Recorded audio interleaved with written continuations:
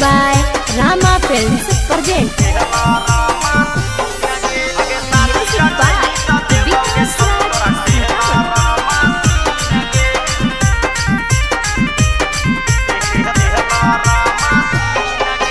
एक राते बीतैनी गे छौड़ी देव पहाड़ा रंगीन गे। एक राते बीतैनी गे छौड़ी देव पहाड़ा रंगीन गे। अगे शादी रचैमी त देवौ गे छौड़ी तोरा टेहला रामासीन गे। शादी रचैमी त देवौ गे छौड़ी तोरा टेहला रामासीन गे। मानिले हमर बात देवौ 2 काठा जमीन गे। मानिले हमर बात देवौ 2 काठा जमीन गे। अगे शादी रचैमी त देवौ गे छौड़ी तोरा टेहला रामासीन गे। शादी रचैमी त देवौ गे छौड़ी तोरा टेहला रामासीन गे।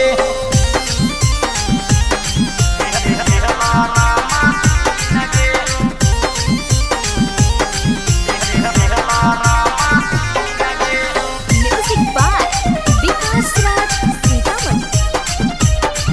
अगे शादी रचैमी त देवौ गे छौड़ी तोरा टेहला रामासीन गे।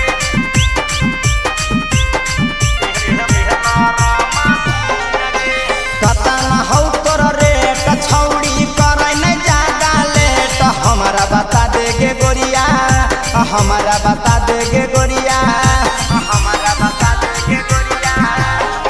अगे जइबौ बाजार देबौ 1000 करै नै जादा प्रचार। बतिया मानिले गोरिया, बतिया मानिले गोरिया।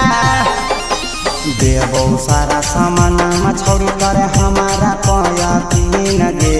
देवौ सारा सामानमा छौड़ी करे हमारा पयकीन गे। अगे शादी रचैभी त देवौ गे छौड़ी तोरा टेहला रामासीन गे। शादी रचैभी त देवौ गे छौड़ी तोरा टेहला रामासीन गे।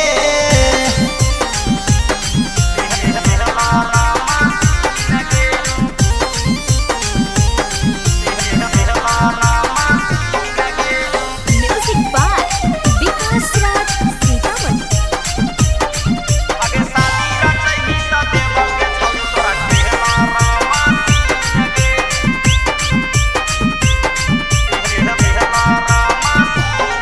अगे ही गुला गुला बड़ा रसगुल्ला पेनो ही कपड़ा खुला। काहे बतावे गे गोरिया, काहे बतावे गे गोरिया, काहे बतावे गे गोरिया।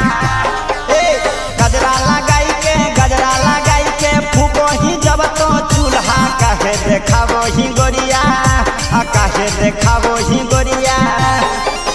सोलहो सिंगारवा देवौ छौड़ी सामानवा सभे किन गे। सोलहो सिंगारवा देवौ छौड़ी सामानवा सभे किन गे। अगे शादी रचैभी त देवौ गे छौड़ी तोरा टेहला रामासीन गे। शादी रचैभी त देवौ गे छौड़ी तोरा टेहला रामासीन गे। Presented by Rama Films.